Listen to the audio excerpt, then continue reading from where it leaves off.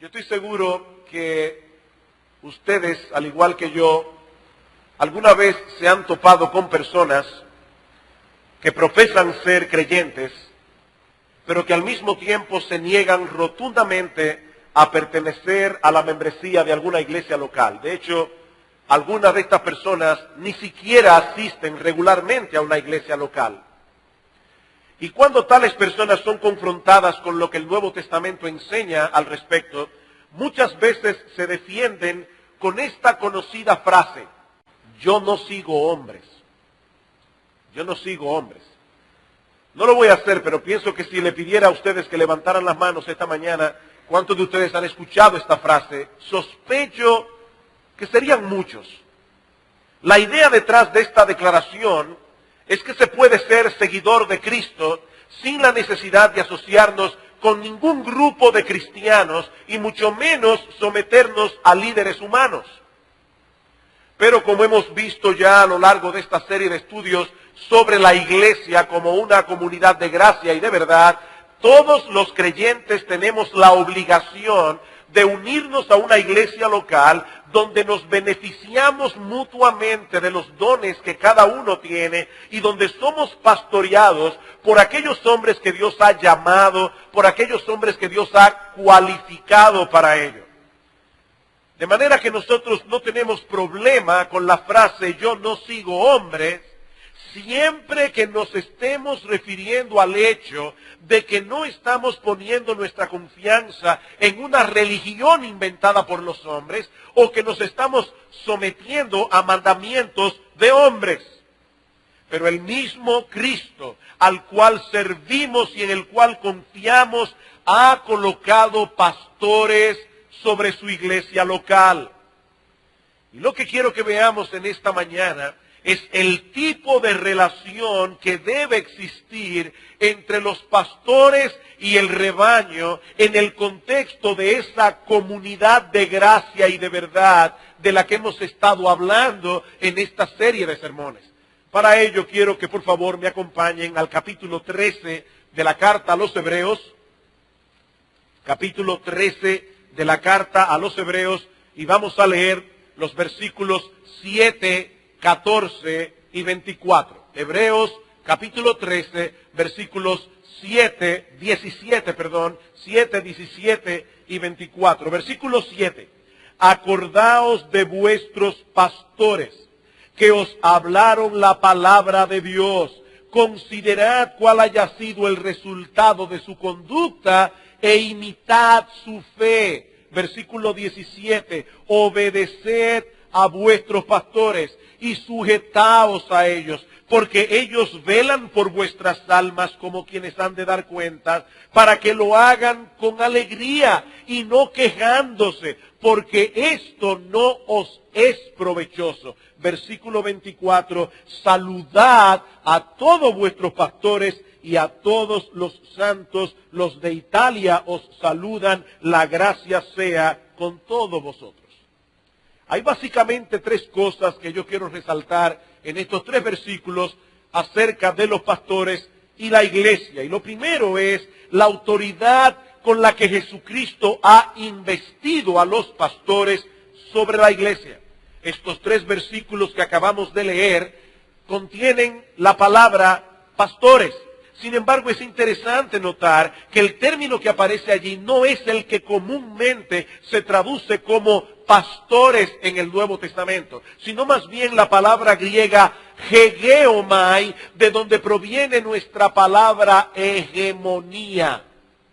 Si ustedes buscan el diccionario de la Real Academia de la Lengua, leerán que hegemonía significa básicamente tener una supremacía de cualquier tipo. Una supremacía de cualquier tipo. Esta es la palabra que se usa en Hechos capítulo 7, versículo 10, para decir que José era gobernador en Egipto. De manera que esta palabra se puede traducir líderes, gobernantes, dirigentes o pastores.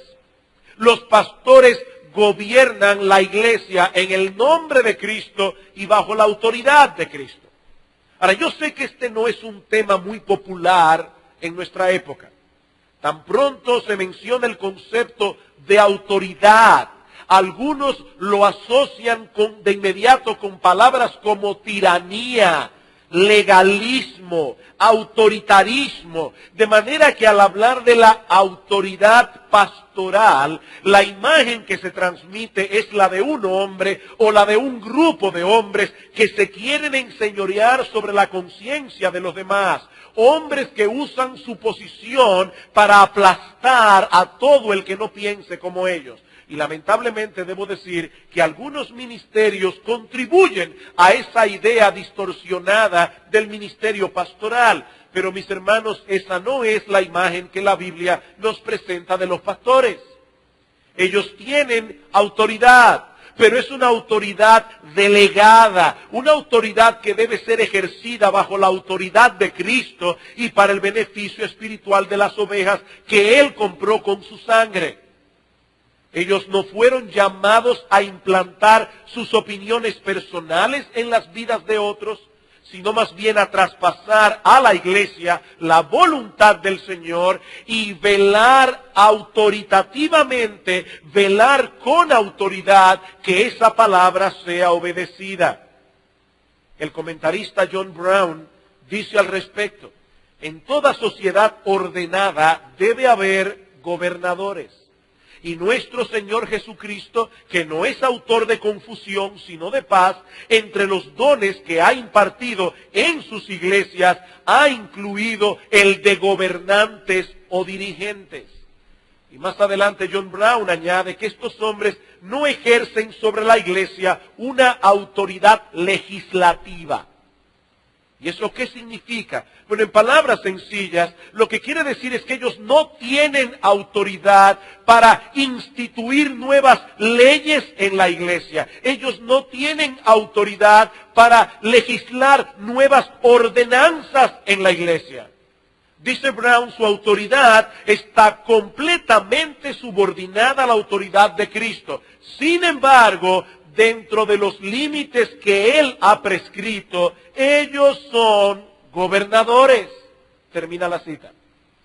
Pablo dice en 1 Timoteo capítulo 5, versículo 17, los ancianos que gobiernan bien, y ese título, ancianos, pastores, obispos, son términos que el Nuevo Testamento usa para referirse a los pastores. Los ancianos que gobiernan bien, sean tenidos por dignos de doble honor. Los ancianos gobiernan. Y en 1 Tesalónica capítulo 5, versículos 12 al 13, Pablo habla de aquellos que nos presiden en el Señor. ¿Qué es lo que hace un presidente? ¿Qué es lo que hace una persona que preside? Es una persona que dirige, es una persona que gobierna. De modo que los pastores tienen autoridad sobre la iglesia. Por eso veremos en un momento que el apóstol aquí les manda a los miembros someterse y obedecer la autoridad pastoral. Ahora, esa autoridad de los pastores no es un fin en sí misma, es más bien un medio para llevar a cabo eficazmente la labor que se les ha encomendado. ¿Y cuál es esa labor que Dios ha encomendado a los pastores? Bueno, eso nos lleva a nuestro segundo encabezado, la labor de los pastores a favor de la iglesia. Ahora, en este pasaje de Hebreos capítulo 13, no se nos provee una descripción detallada del trabajo pastoral, sino que más bien el autor lo resume en sentido general, diciendo que los pastores velan por el bienestar de nuestras almas, instruyéndonos fielmente con la palabra de Dios. ¿Qué es lo que hacen los pastores? Bueno, ellos hacen muchas cosas. Pero si queremos resumir, si queremos englobar en una sola frase el trabajo pastoral, debemos decir que ellos velan por el bienestar de nuestras almas. ¿Cómo? Primariamente instruyéndonos con fidelidad con la palabra de Dios. Versículo 7, acordaos de vuestros pastores que os hablaron la palabra de Dios. Y luego en el versículo 17 nos dice que ellos velan por nuestras almas. En otras palabras, ellos se mantienen despiertos, ellos se mantienen alertas para proteger al rebaño, para advertir de los peligros que pueden poner en riesgo nuestra vida espiritual, para traernos el consejo oportuno, la amonestación a tiempo. Ellos velan por vuestras almas. Y es probable que cuando el autor de la carta a los Hebreos estaba escribiendo este pasaje, tenía en su mente Ezequiel capítulo 3, los versículos 16 en adelante. Dice en el versículo 17, Dios hablándole al profeta, hijo de hombre, yo te he puesto por atalaya de la casa de Israel. Niños que están aquí en esta mañana, ¿qué es una atalaya? Esa palabra no se usa hoy día comúnmente. Más bien es una palabra muy antigua. Las naciones o las ciudades grandes en la antigüedad tenían murallas que los protegían. Y una de las cosas que tenían esas murallas eran puestos de observación. Allí estaban los atalayas, eran personas que estaban alertas, eran personas que estaban despiertas para poder advertirle a tiempo a la ciudad si venía algún peligro. ¿Y qué le dice Dios a Ezequiel? Hijo de hombre, yo te he puesto como atalaya de la casa de Israel. Tú eres uno de esos hombres que está en esos puestos de observación, mirando y velando por el rebaño, tratando de advertir a tiempo cuando vienen los peligros. Oirás pues tú, le dice Dios al profeta, la palabra de mi boca y los amonestarás de mi parte. Los amonestarás de mi parte. El pastor es una atalaya. Él está en lo alto de una torre con los ojos bien abiertos para traer en el momento oportuno y de parte de Dios el mensaje de la palabra que el pueblo necesita. Y aunque no todo el mundo recibe ese ministerio con alegría, mis hermanos, eso es parte del cuidado de Dios para con nosotros. Los atalayas no están allí para molestar. Ustedes se imaginan a un individuo que está mirando un atalaya en una de estas torres puestos de observación. De repente viene el enemigo, este individuo comienza a vocear desde la torre para que el pueblo se prepare. Y un individuo que está durmiendo la siesta dice, oye, pero qué molestoso es este hombre. No, hermanos, no es una molestia. No es para molestar que ese individuo está gritando allí, es para proteger al pueblo. Esa es la misma idea que nosotros encontramos en Hechos capítulo 20, versículo 28, en el Nuevo Testamento, hablando a los pastores de Éfeso. Pablo les dice, por tanto, mirad por vosotros y por todo el rebaño en que el Espíritu Santo os ha puesto por obispos, por episcopos. Esta palabra significa sobrevelar. El Espíritu Santo os puso allí como supervisores. El Espíritu Santo os colocó como atalayas. Ustedes son obispos sobre la iglesia del Señor para apacentar esa iglesia, la cual Él ganó por su sangre. Y es interesante el contexto en el que Pablo está diciendo esto. Por más de 2 años, el apóstol Pablo había estado ministrando fielmente la palabra de Dios en Éfeso. Pero había llegado el momento de su partida definitiva de la ciudad. Y probablemente muchos se preguntaban qué pasaría ahora con la iglesia de Éfeso. Un hombre como Pablo, estaban perdiendo a un gran siervo de Dios. ¿Se iba a caer la iglesia por la partida del apóstol Pablo? No. Pablo dice que los pastores que se quedaban allí tenían la responsabilidad de continuar haciendo lo mismo que él había estado haciendo por más de 2 años. ¿Y qué había estado haciendo Pablo todo ese tiempo? Dicen los 2 versículos anteriores, versículo 25, yo sé que ninguno de todos vosotros, entre quienes he pasado predicando el reino de Dios, verá más mi rostro. Por tanto, yo os protesto en el día de hoy que estoy limpio de la sangre de todos, porque no he rehuido de anunciaros todo el consejo de Dios. Por tanto, mirad por vosotros y por todo el rebaño que el Espíritu Santo os ha puesto por obispos. En otras palabras, la manera como estos pastores residentes habrían de pastorear al rebaño era haciendo lo mismo que Pablo había estado haciendo, predicando la palabra, anunciando todo el consejo de Dios. Mis queridos hermanos, ese es el deber primario de los pastores. Hacer entender a las ovejas de Cristo cuál es la voluntad de su Señor y Salvador y persuadirles a la obediencia. Este es un aspecto tan importante de su ministerio que los pastores no deben permitir que ninguna cosa los aparte o interfiera con el cumplimiento de esa responsabilidad. Recuerden Hechos capítulo 6. Dice que algunos griegos se estaban quejando porque sus viudas no estaban siendo bien atendidas. ¿Y qué dijeron los apóstoles?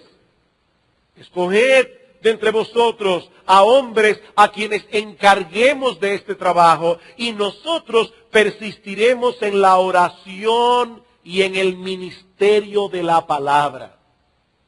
He ahí el deber de los pastores.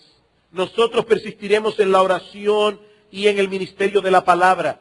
En 1 Timoteo capítulo 3 versículo 2, una de las características que deben tener los pastores es que sean aptos para enseñar. 1 Timoteo capítulo 4 versículo 6, Pablo dice: Timoteo, si esto enseñas a los hermanos, serás buen ministro de Jesucristo, nutrido con las palabras de la fe y de la buena doctrina que has seguido. ¿Cuál es un buen ministro de Jesucristo? Aquel que enseña fielmente la palabra de Dios. Versículo 11, esto manda y enseña. Versículo 13, entre tanto que voy, ocúpate en la lectura, la exhortación y la enseñanza. No descuides el don que hay en ti, que te fue dado mediante profecía, con la imposición de las manos del presbiterio. Ocúpate en estas cosas, permanece en ellas para que tu aprovechamiento sea manifiesto a todos. Ten cuidado de ti mismo y de la doctrina. Ten cuidado de ti mismo y de la enseñanza. Segunda Timoteo, capítulo 2, versículo 15. Procura con diligencia presentarte a Dios aprobado, como obrero que no tiene de qué avergonzarse. ¿Y cuál es este obrero que no tiene de qué avergonzarse? Es aquel que usa bien la palabra de verdad. Usa bien la palabra de verdad. Segunda Timoteo capítulo 4.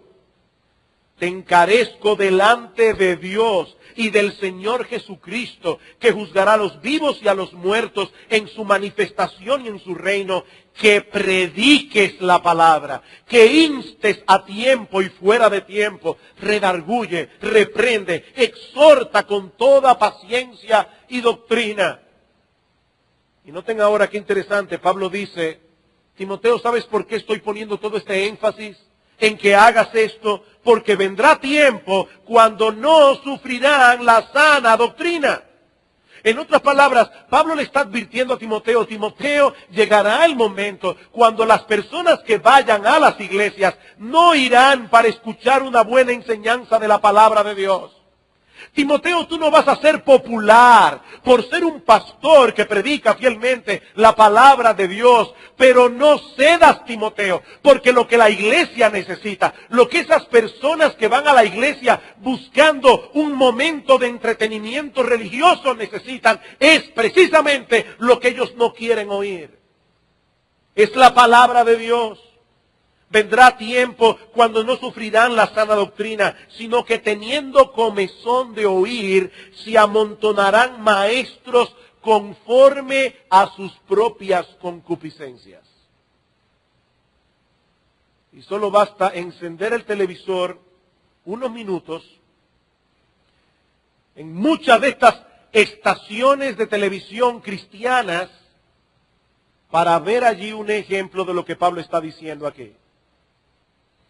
El otro día mi esposa y yo tuvimos la oportunidad de escuchar a uno de estos falsos profetas norteamericanos hablando del evangelio de la prosperidad. Por supuesto, allí la palabra pecado no se menciona, allí no se dice nada que pueda inquietar a la gente, allí no se dice absolutamente nada que pueda molestar al auditorio.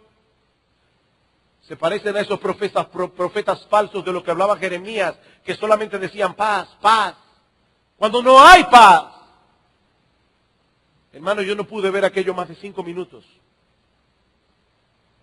Había un auditorio lleno de personas. Este pastor compró un estadio en la ciudad de Houston, Texas, un estadio donde antes jugaban un equipo de basquetbol de la ciudad. Ahí caben miles de personas. Y estar oyendo a este individuo, aprovechando esta oportunidad, hablándole a miles y miles y miles de personas, hermano, créame, me entristeció profundamente el corazón. Eso es triste. No quieren oír la sana doctrina. No quieren escuchar la palabra de Dios. Dice la Biblia aquí en el versículo 4, apartarán de la verdad el oído y se volverán a las fábulas. Pero tú, Timoteo, sé sobrio en todo, soporta las aflicciones, haz obra de evangelista y cumple tu ministerio. Soporta las aflicciones. Y una de esas aflicciones es precisamente la presión de mucha gente que te va a decir, no me gusta como tú predicas, no me gusta lo que dices. John MacArthur narra la historia de una ocasión que iba en un vuelo y en la providencia de Dios se sentó a su lado uno de estos individuos, de estos evangelistas del día de hoy, pastor de la Catedral de Cristal, un edificio que costó, si no recuerdo mal, unos $30 millones en aquellos días, hace muchos años atrás. Y John MacArthur comenzó a hablarle a este hombre del Evangelio. Comenzó a hablarle de la palabra de Dios. A los tiempos, John MacArthur recibió una carta de este individuo diciéndole, John, Dios te ama y yo estoy tratando. No le cayó bien lo que John MacArthur le dijo. Apartarán el oído de la verdad y se volverán a las fábulas. Hermanos, nosotros tenemos una bendición enorme de Dios cuando tenemos pastores que nos predican fielmente la palabra de Dios. Y Dios sabe que yo no estoy diciendo esto por ninguna otra razón que por el bien de vuestras almas. Hermanos, esas cosas no abundan. ¿Qué le dice Pablo aquí, o el autor de la carta a los Hebreos, una vez más, versículo 7? Estos hombres no solamente habían hablado la palabra de Dios, sino también habían ejemplificado el mensaje que predicaban. Acordaos de vuestros pastores que os hablaron la palabra de Dios. Considerad cuál haya sido el resultado de su conducta e imitad su fe. Seguramente estos pastores ya habían partido con el Señor. Os hablaron la palabra de Dios. Acordaos de esos pastores del pasado. Eran hombres que habían vivido fielmente, eran hombres que habían muerto fielmente, y ahora el autor de la carta los exhorta a imitar su ejemplo de fe. Recuerden que estos hebreos estaban siendo perseguidos y presionados por sus hermanos de raza para que abandonaran el cristianismo y se volvieran al judaísmo. Y el autor de la carta dice, recuerden a vuestros pastores, ellos pagaron un precio por la fe que profesaron. Sigan sus pasos, imiten su fe. Y no porque estos pastores eran perfectos. Déjenme decirles un secreto. Esto nadie lo sabe, es un secreto. No existen pastores perfectos. No existen pastores perfectos. ¿Qué dice las Escrituras en 2 de los Corintios, capítulo 4, versículo 7? Nosotros tenemos un tesoro en vasos de barro, para que la excelencia del poder sea de Dios y no nuestra. ¿Y saben qué, mis amados hermanos? El barro saldrá por algún lado. Es un tesoro, el Evangelio, en vasos de barro. Eso es lo que somos nosotros. Vasos de barro. Pero estos hombres eran hombres de integridad, hombres que manifestaron en sus vidas un genuino deseo de hacer la voluntad de Dios, aún en medio de sus propias debilidades, aún en medio de luchas y aflicciones. Recuerden a esos hombres, dice el autor de la carta, y no simplemente para tener buenas anécdotas que contar. Recuerden a esos hombres para que imiten su fe. Ahora bien, no es suficiente que nosotros recordemos a los pastores del pasado y los tengamos en alta estima. Dice el autor de la carta, también es necesario que se sometan a la autoridad de los pastores que están vivos. Versículo 17, obedeced a vuestros pastores y sujetaos a ellos, porque ellos velan por vuestras almas como quienes han de dar cuenta, para que lo hagan con alegría y no quejándose, porque esto no os es provechoso. Mis queridos hermanos, es muy fácil exaltar y aún hasta mitificar los siervos de Dios que están en los libros de historia. Y puede ser que algunos digan, si yo tuviera un pastor como Jonathan Edwards, o si yo tuviera un pastor como Spurgeon, o si yo tuviera un pastor como Martin Lloyd-Jones, seguramente me sometería de buena gana. Pero mis amados hermanos, ¿qué de los pastores que tienes ahora? ¿Qué de los hombres de carne y hueso que el Señor te ha provisto? ¿Cómo te relacionas con tus pastores? Bueno, ese es el tercer aspecto que yo quiero considerar con ustedes en el tiempo que nos resta, la responsabilidad de los miembros de la iglesia para con sus pastores. Y debo decirles algo, mis queridos hermanos, este es el tipo de pasaje que trae cierta incomodidad al corazón de un pastor para predicarlo. ¿Por qué? Bueno, porque algunos pueden pensar que se está tomando ventaja de un texto para nuestro propio provecho. A eso yo debo decir dos cosas. Por un lado, este pasaje está en la Biblia. Y por lo tanto, este pasaje es parte de todo el consejo de Dios que nosotros como pastores debemos predicar. Pero debemos decir también, como veremos en un momento, que lo que el autor de la carta a los Hebreos dice aquí sobre los pastores, no lo dice para beneficio de los pastores. Lo dice para beneficio de la iglesia. No es para beneficio de los pastores. Mis hermanos, la manera como nosotros nos relacionemos con nuestros pastores va a incidir en nuestra vida para bien o para mal. Satanás conoce la enorme importancia del ministerio pastoral para la salud espiritual de los miembros de la iglesia. Y por eso él hará todo lo posible para anular nuestra labor. Él hará todo lo posible por hacer ineficaz nuestra predicación, nuestra ministración, nuestra consejería en vuestras mentes y corazones. Pero Él no puede hacer eso sin nuestro consentimiento. De ahí las directrices que el autor de esta carta dirige a esta iglesia por inspiración divina. ¿Cuál es la responsabilidad de los miembros de la iglesia hacia sus pastores? Bueno, según este texto, básicamente dos. En primer lugar, reconocer la autoridad que el Señor les ha conferido. Y en segundo lugar, hacer todo lo que esté a vuestro alcance para que ellos hagan su labor con alegría. He ahí vuestros deberes como miembros de la iglesia. Los miembros de la iglesia, en primer lugar, deben reconocer la autoridad de sus pastores. Ya nosotros vimos que ellos tienen una autoridad delegada por Cristo. Pero ahora debemos reconocer esa autoridad y actuar en consecuencia. Mis hermanos, eso no es algo opcional. El autor de esta carta, inspirado por el Espíritu Santo, escribió un doble mandato aquí. Obedeced a vuestros pastores y sujetaos a ellos.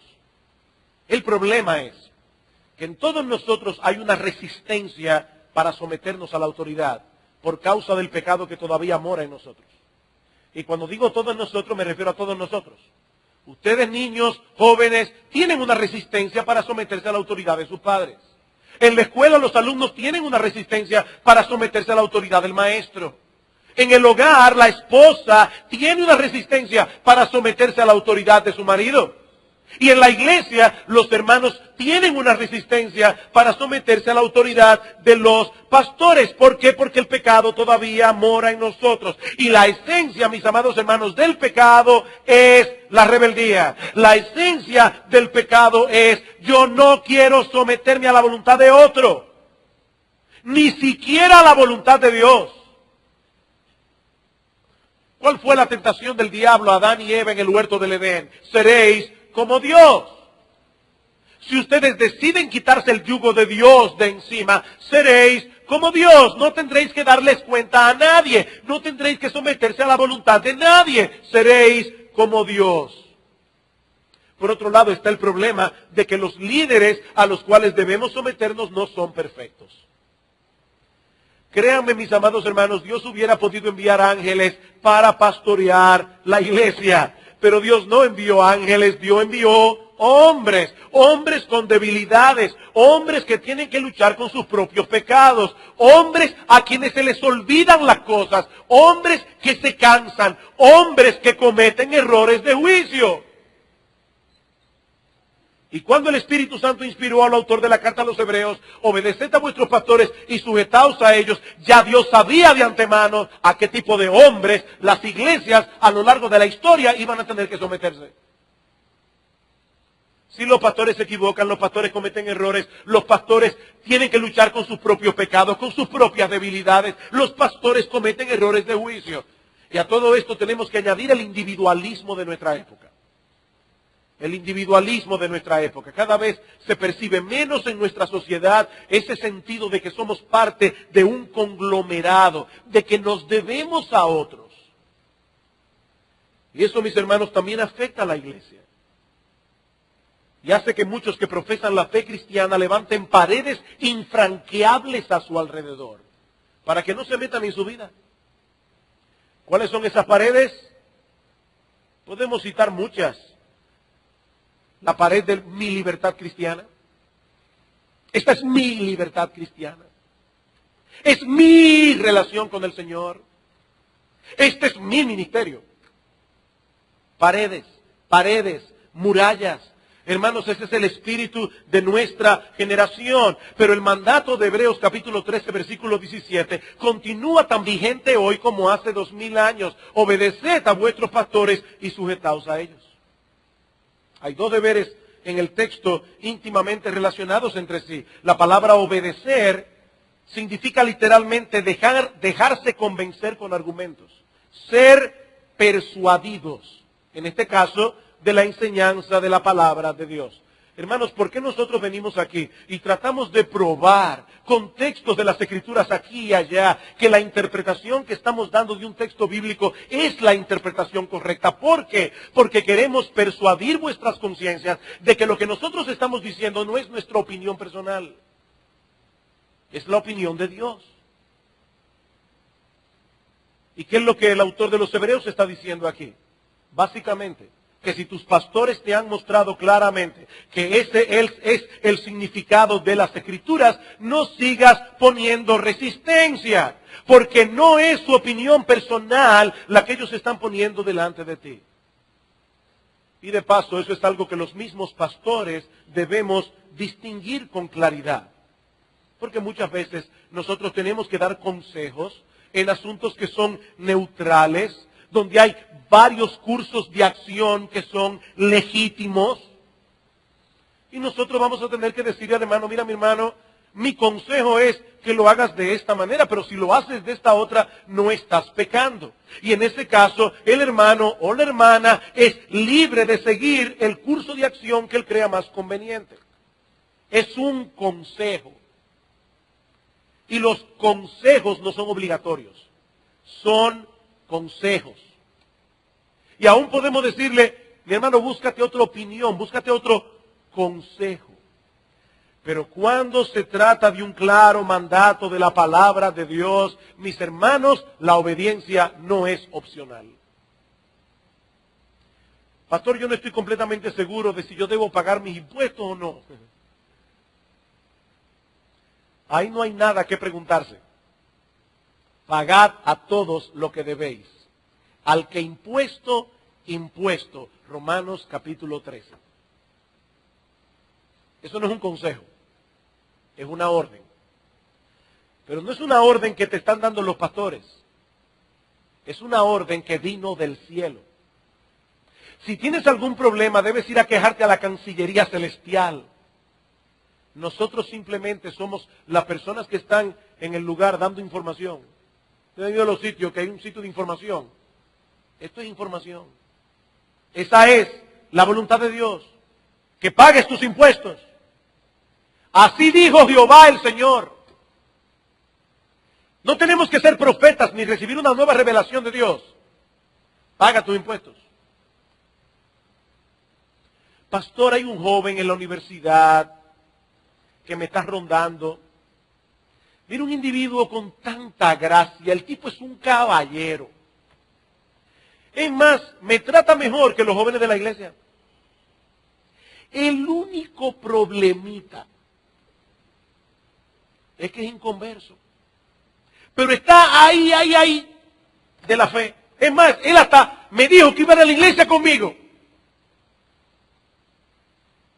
No os unáis en yugo desigual con los incrédulos, porque ¿qué comunión tiene la luz con las tinieblas? ¿Qué comunión tiene el templo de Baal con el de Dios? No te pongas ese yugo, no es un consejo. Y a veces hay jóvenes que dicen, ay pastor, yo estoy tan confundida. Y yo siempre les repito la misma frase, no, tú no estás confundida, no confundas confusión con rebelión. Eso no es confusión, eso es rebeldía. Si yo estoy en la disyuntiva de dos caminos, si hay un camino que es claramente el correcto y un camino que es claramente pecaminoso, y yo no sé por cuál de los dos tomar, cuál de los dos caminos tomar, eso no es confusión. Eso es rebelión. Confusión sería que hay dos creyentes que te están pretendiendo. Y tú no sabes cuál de los dos escoger. Eso es confusión. Lo otro no. Lo otro no. Pero no solo se trata de obedecer a los pastores, sino también de sujetarse a ellos. Y esta palabra significa reconocer la autoridad que ellos poseen en lo tocante al gobierno de la iglesia. Aún en situaciones en las que nosotros tal vez no estamos de acuerdo. ¿Qué pasa si nosotros establecemos una hora de culto después de haber consultado con la iglesia? Hermano, comenzamos la escuela dominical a las 9:15 o a las 9:30. La mayoría vota. Pero hay veces que no hay mayoría ni en una posición ni en la otra. Los pastores deben tomar una decisión. Si dijimos que es a las 9:30 y tú decides no venir a la escuela dominical porque te la encuentras demasiado temprano, eso no es sujetarte a la autoridad de los pastores. Eso es rebeldía.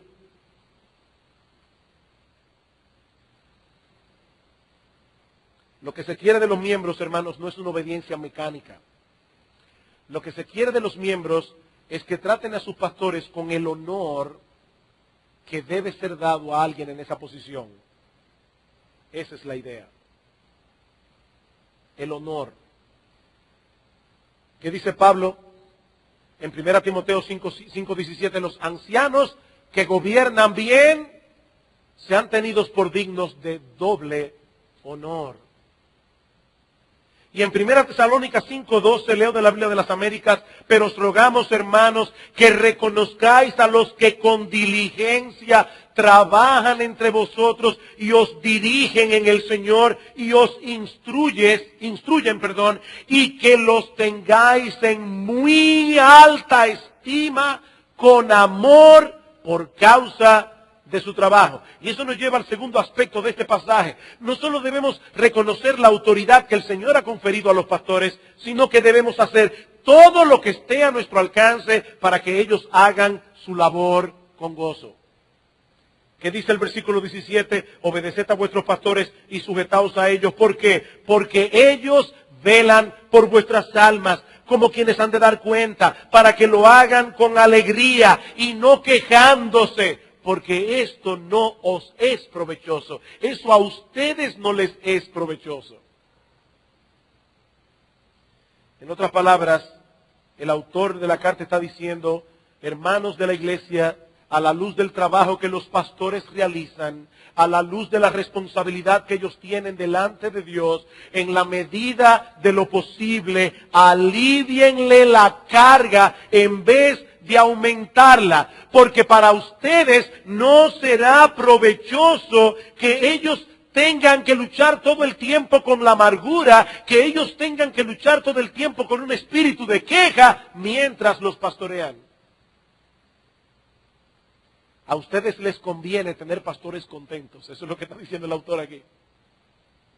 Claro, nosotros tenemos que luchar con la amargura.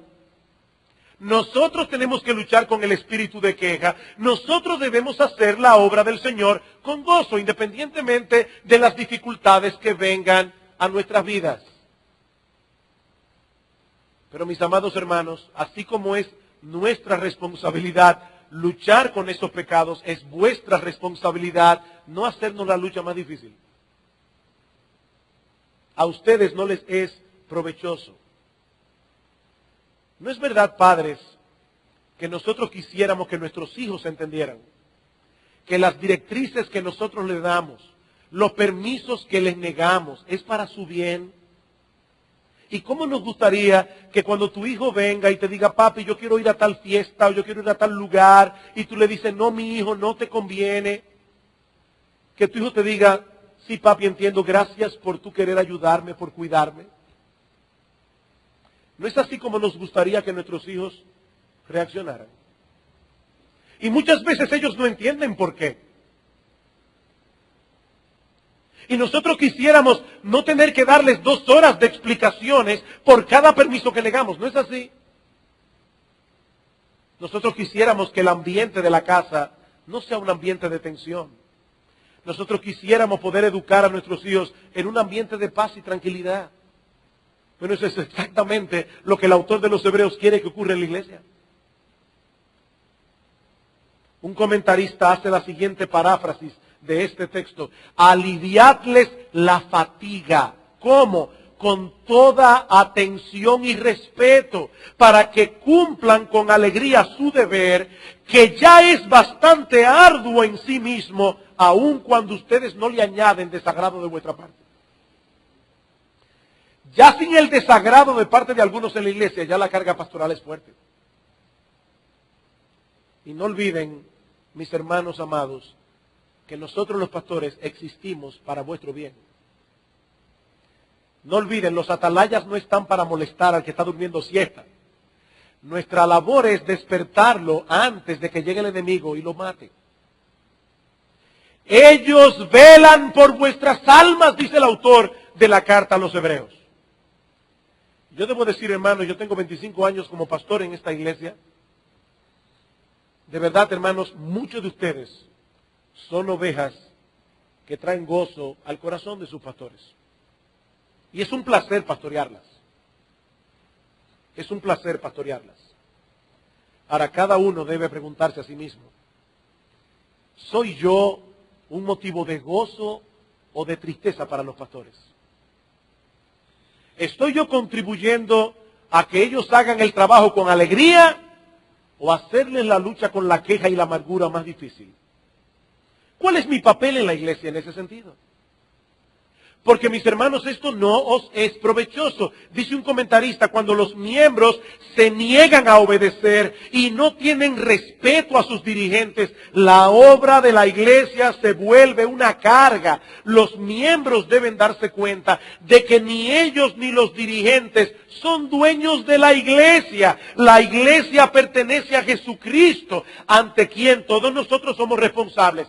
Si ellos hacen la vida y la obra de los dirigentes más difícil, ellos mismos serán los perdedores. Nosotros, como ovejas, sufriremos las consecuencias. ¿Y cuáles son las cosas que traen gozo al corazón de un pastor? Bueno, un autor cristiano enumera la siguiente, brevemente. En primer lugar, el hecho de que todos los miembros de la iglesia den evidencia de que realmente han venido a Cristo en arrepentimiento y fe. Hermanos, créanos, para nosotros eso es una carga.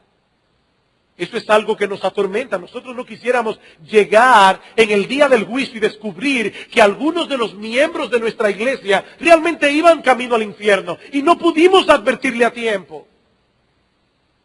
¿Qué dice el Señor en Mateo capítulo 7, versículo 21? Muchos me dirán en aquel día: Señor, Señor, en tu nombre echamos fuera demonios, en tu nombre profetizamos, en tu nombre hicimos muchos milagros. Y entonces les declararé: nunca os conocí, apartaos de mí, hacedores de maldad. Oh, mis queridos hermanos, nosotros los pastores de esta iglesia no quisiéramos que ninguno de ustedes o que ninguno de nosotros esté en esa posición en el día del juicio. Dice Pablo: ustedes son mi gozo y mi corona, escribiendo a los tesalonicenses. En aquel día, ustedes serán mi gozo y mi corona. ¿Qué trae gozo al corazón de los pastores? Ver a las ovejas andando en obediencia.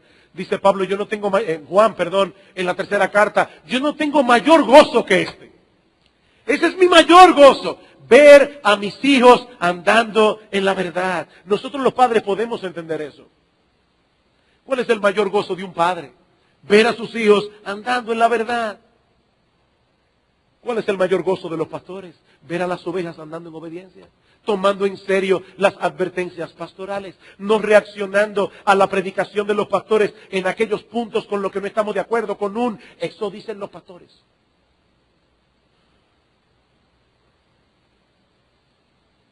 ¿Qué trae gozo a los pastores? Ver a los hermanos cultivando y preservando la paz en la iglesia. ¿Qué dice Pablo en Filipenses capítulo 2? Filipenses capítulo 2, versículos 1 y 2. Por tanto, si hay alguna consolación en Cristo, si algún consuelo de amor, si alguna comunión del Espíritu, es decir, si ustedes tienen alguna comunión conmigo real y efectivamente, si hay algún afecto entrañable, si alguna misericordia, completad mi gozo, dice Pablo. ¿Cómo? Sintiendo lo mismo, teniendo el mismo amor, unánimes, sintiendo una misma cosa. Cuando nosotros vemos a los hermanos de la iglesia luchando y esforzándose con la gracia del Espíritu por preservar la unidad de la iglesia, por callar a los chismosos, eso trae gozo a nuestro corazón. ¿Qué trae gozo al corazón de los pastores? Saber que los miembros de la iglesia están luchando en oración con Él. Dice Pablo en Romanos capítulo 15, versículo 30, os ruego, mis hermanos, por el Espíritu Santo, que me ayudéis, orando por mí a Dios. Ayúdenme, dice Pablo. Y debo decir, mis amados hermanos, que muchos de ustedes dan testimonio de que oran constantemente por los pastores. Y yo tengo la plena convicción de que en el día del juicio, cuando estén repartiendo las coronas, algunas personas que ustedes nunca vieron haciendo nada visiblemente van a recibir una corona inmensa, porque mucho del éxito de la labor pastoral no se debió primariamente al trabajo de esos pastores, sino a la oración de esos hermanos y de esas hermanas. Ayúdenme, dice Pablo, orando por mí a Dios. ¿Qué trae gozo al corazón de los pastores? Mis hermanos, trae gozo a nuestros corazones cuando los miembros manifiestan amor y aprecio por la labor pastoral. Segunda a los Corintios capítulo 7, segunda a los Corintios capítulo 7, versículos 5 al 7, dice Pablo, porque de cierto, cuando vinimos a Macedonia, ningún reposo tuvo nuestro cuerpo, sino que en todo fuimos atribulados. Pablo estaba en problemas, de fuera conflictos, de dentro temores, pero Dios, que consuela a los humildes, nos consoló con la venida de Tito. Y ahora escuchen, y no solo con su venida, sino también con la consolación con que Él había sido consolado en cuanto a vosotros, haciéndonos saber vuestro gran afecto, vuestro llanto, vuestra solicitud por mí, de manera que me regocijé aún más.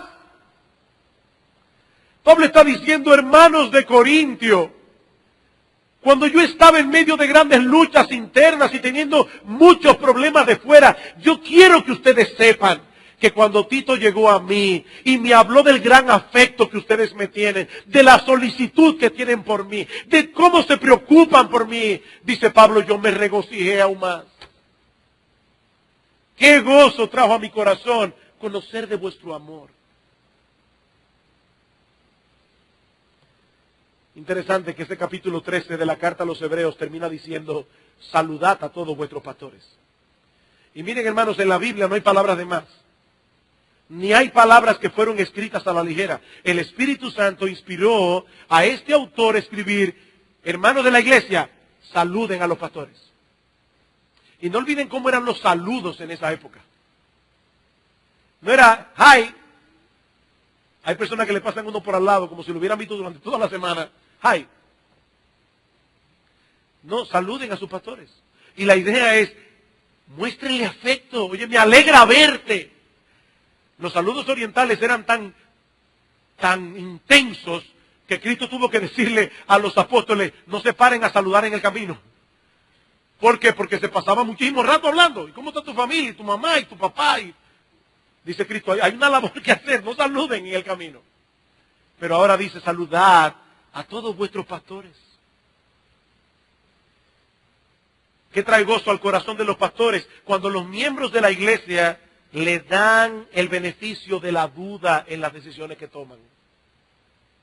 El beneficio de la duda. ¿Qué dice 1 Corintios, capítulo 13, versículo 7? Dice allí que el amor todo lo sufre, todo lo cree, todo lo espera, todo lo soporta. Eso no quiere decir, mis amados hermanos, que nosotros no podemos estar en desacuerdo con las decisiones de los pastores o que no debemos expresarles nuestros desacuerdos, pero debemos estar siempre dispuestos a ponerle la mejor construcción. Ese espíritu de, yo no entiendo, ya lo que sigue de ahí para allá es pecaminoso. Yo no sé en qué estaban pensando los pastores cuando dijeron eso.